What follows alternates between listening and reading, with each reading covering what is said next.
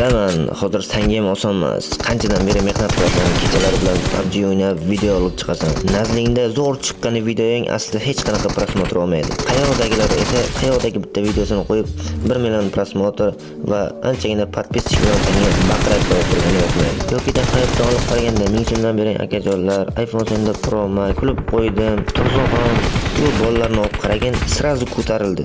1 oy, 2 oy trendda bo'ldi. Undan keyin hozir hech qaysini hech kim eslamaydi. Ular vaqtincha. Hech qachon shu narsani unutmaki, yog'ishni tez boshlagan yomg'ir to'xtash ham tez bo'ladi. Misol uchun qara, meni taniysan. Meni ham shu paytgacha bironta videoyim 1 million prosmotr olmagan.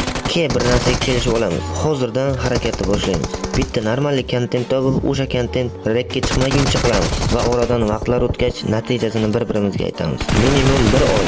Shukur qilsang menga, yana beraman senga. Va yana shuni bilkinki, shukur qilish to'xtab qolish degani emas. Sen ham o'zingcha so'rsan, boshing katta, sen ham aql yo'q ketding dema. Mana xuddi sen dema. Hali hech narsaga erishmadim. Shuning uchun birodarim, harakatni birgalikda boshlaymiz.